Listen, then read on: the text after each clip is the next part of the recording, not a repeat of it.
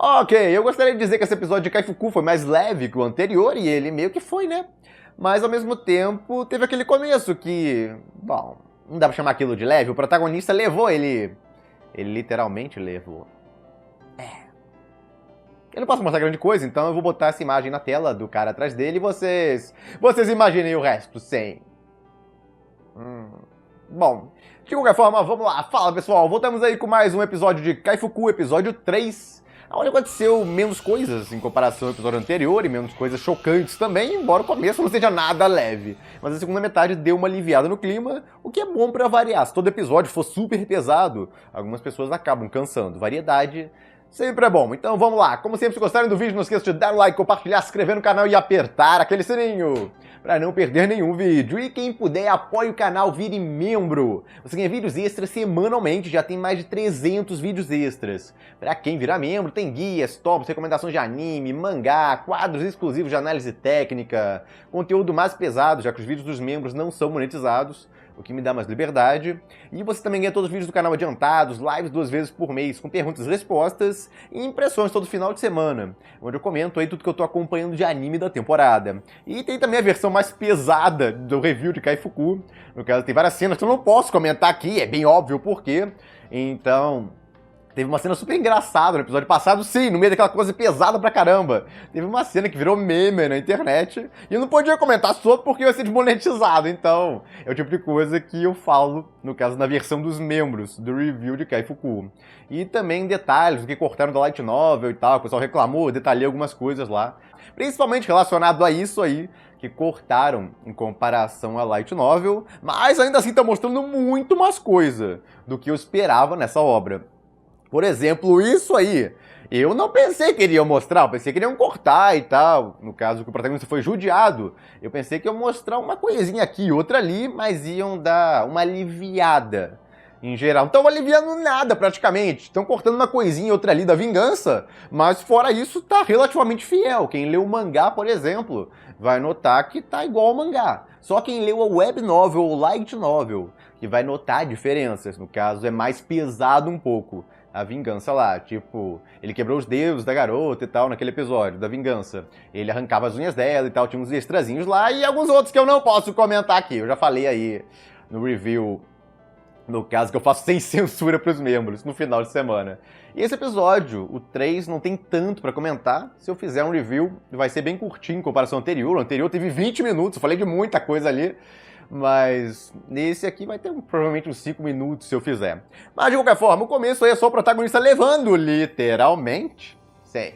Quer dizer, antes ele foi judiado por essa aí de formas que eu não posso detalhar aqui, é muito óbvio pra quem viu o porquê. Tudo bem que ela é sádica, eu acho que a maioria já notou isso, mas ela tem uns fetiches bem loucos, com certeza. Mas de qualquer forma... Essa aí também judiou depois do protagonista, é basicamente uma filhinha indiana lá deles esperando pra judiar em ordem dele. Essa aí é o mais fácil de mostrar, uma coisa ou outra ali não dá grande problema, mas ela é completamente louca também, atacou ele, violentou ele ali porque queria... Bom, eu posso falar isso aqui? Bom, ela queria ganhar intimidade com a princesa e ganhou através dele porque ele... Ah, meu Deus do céu... É complicado pra caramba fazer esse review de Kaifuku. A versão dos membros é tão fácil, eu posso falar o que eu quiser, não tem problema. Aqui é muito complicado. De qualquer forma, ela fez um bagulho muito doido aí com ele. Fora de judiar dele, chutar ele e tal, descontar porque ela tá apaixonada pela princesa. Ela queria ter alguma coisa com a princesa, ela é lésbica. E ela não consegue, a princesa não dá bola pra ela. De qualquer forma, depois dela vem esse cara aí. O protagonista tá todo acabado lá, volta pra casinha de cachorro dele, porque é como estão tratando, coitado. E aí vem esse cara, que ama ele de paixão, ou pelo menos fala como se adorasse ele e tal, mas o cara é completamente louco. Eu nem sei o nome desse tipo de relação, onde o cara judia pra caramba da vítima e depois fala que ama ela e tal, e judia pra caramba, é muito doido. No caso, a relação que esse cara tinha com o protagonista. Mas é mais um que tava judiando dele lá, violentando ele, Diaba 4 lá todo santo dia. Pelo que ele falava. Ele passava por isso aí. E, bom, ele acorda e uma curiosidade. Eu não sei se vocês notaram, mas as cenas que ele dorme com essa garota aí, que no caso é uma relação mais normal, eles sempre pulam a interação lá. No caso, indica que ele vai dormir com ela e acordam os dois juntos na cama já. E no caso, dão indicações do que aconteceu, mas não ficam focando na cena de forma explícita. Já nas partes de vingança, ou quando ele tá sofrendo alguma coisa, que depois ele vai querer se vingar, nessas partes mais pesadas eles geralmente deixam explícito, igual a cena da princesa aí, que eu não posso mostrar aqui, é óbvio. Mas é curioso aí, igual na vingança do episódio passado, explicitaram a cena inteira lá. Mas no finalzinho, quando foi com a garota já com lavagem cerebral e tal, não foi uma relação forçada, aí eles pularam. Então, partes leves disso, claramente, eles devem pular aí, a gente criou já basicamente um padrão nisso, e quando for algo pesado, eles provavelmente vão explicitar mais. Foi a impressão que deu até agora, pelo menos. Mas bom, o protagonista relembrou aí parte do que aconteceu com ele, ainda assombra ele, já que ele passou por isso por muito tempo ali. Outra curiosidade interessante é que ele tem medo dessa garota aí, mostrou lá na Open, inclusive. Ela é irmã da princesa. No caso, ele considera ela muito mais inteligente do que a Freya. Ele tem até medo dela, não quer ficar lá. No caso, com medo que ela volte. Então, curioso, isso aí não detalharam muito, ele só comenta que ela foi a única a perceber, que ele já tinha recuperado a consciência, mas ela percebeu e não fez nada? Deixou quieto lá? Será que ela não gosta da irmã e queria, no caso, que a irmã se desse mal mesmo?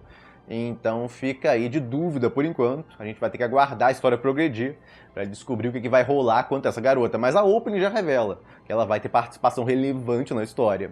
De qualquer forma, fora aquela parte inicial lá pesada pra caramba, foi um episódio bem mais leve. Foi protagonista basicamente numa cidade, inclusive ajudando o povo de lá que estava doente devido à água deles, que estava poluída. Ele inventou inclusive o antídoto, usando o sangue dele, vendeu e tal. Mas essa parte em específico não era tão interessante assim. O mais legal aí é a gente ver um outro lado do protagonista, ele bem mais calminho e tal, sem caretas vilanescas ou algo parecido. Ele super de boa aí, com a garota ao lado dele, a garota ficou toda inocentezinha e tal. E claro, levanta a questão, será que as nossas memórias, no caso das experiências pelas quais a gente passa, que moldam a gente, ou é um negócio que já tá na nossa cerne desde que a gente nasce? Porque ele apagou as memórias dela, beleza. Só que ao apagar as memórias dela e começar a dar novas pra ela, ela muda completamente de personalidade. No caso, ela tinha uma tendência pro mal, digamos assim, era uma sádica. Mas ela não mostra tendência alguma de sadismo nessa nova versão dela. Então era um negócio que ocorreu com ela devido às várias memórias que ela foi criando ao longo da vida dela. No caso, ela vivia toda mimada como princesa, levou ela a isso. No caso, ela virou uma pessoa mimada e acabou levando ela a ficar uma pessoa ruim.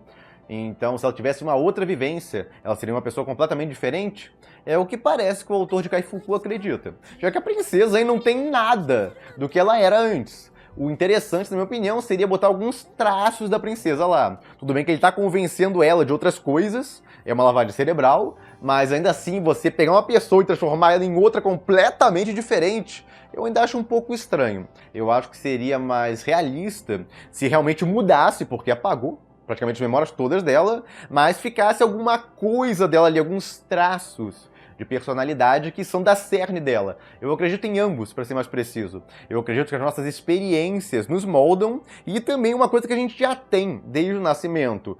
Alguns podem atrelar isso à alma, personalidade e tal, a não ser que você acredite que personalidade é formada através de experiências.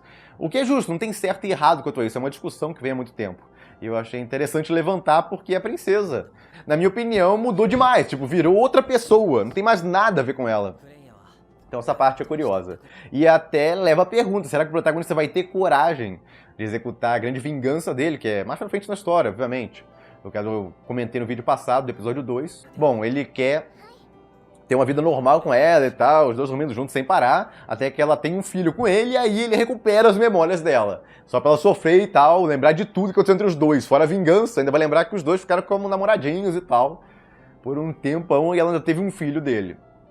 Só que, será que ele vai ter coragem disso? Ela mudou completamente de personalidade, mostra os dois, uma relação bonitinha na Open, inclusive, também. Então, será que ele não vai repensar isso em algum momento? Se vale a pena trazê-la de volta? Ele não vai se apegar a ela, nessa nova personalidade? São questões que dá pra levantar aí. Mas, bom, no final do episódio, o protagonista vai atrás de uma escrava de combate pra ajudar ele em lutas que ele pretende ter mais à frente na história.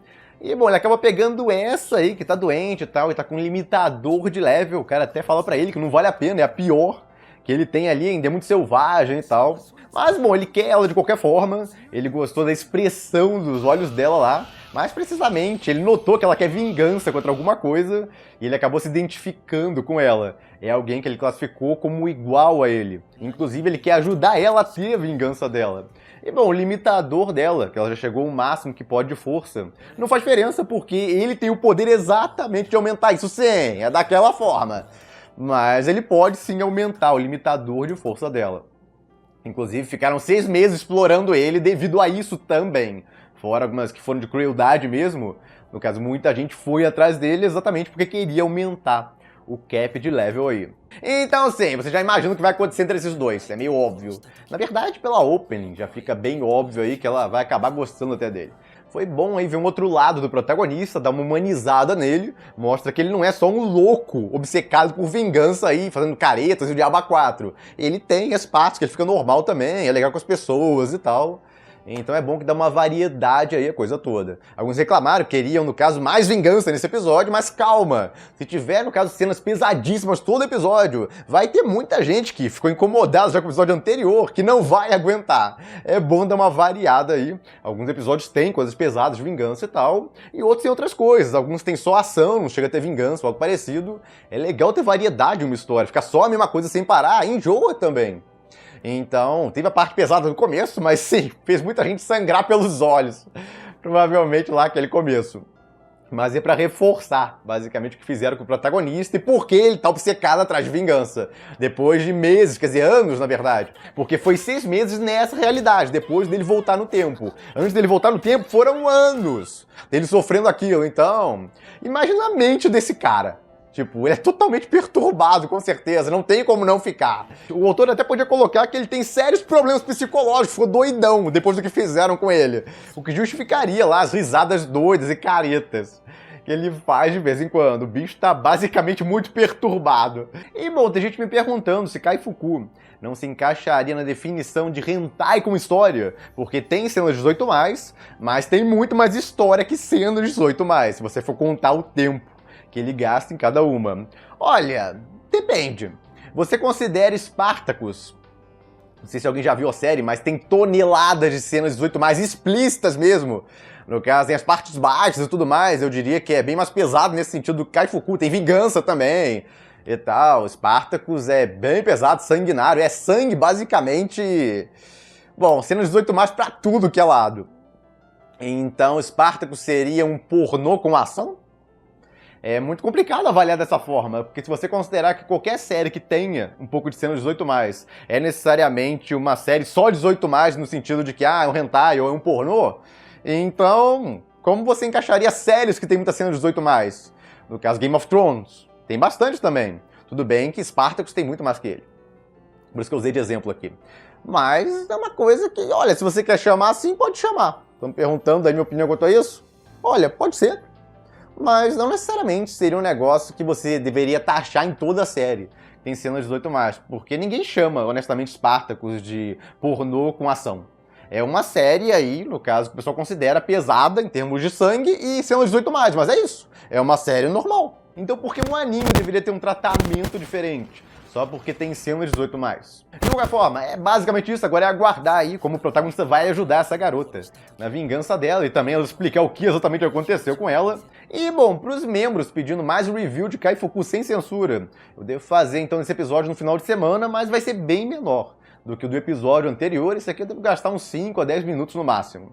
Mas, bom, é basicamente isso. Fico por aqui. Se gostaram do vídeo, deem um like, compartilhem, se inscrevam no canal que não se inscreveu ainda, apoie o canal quem puder, vire membro, e eu vejo vocês no próximo vídeo.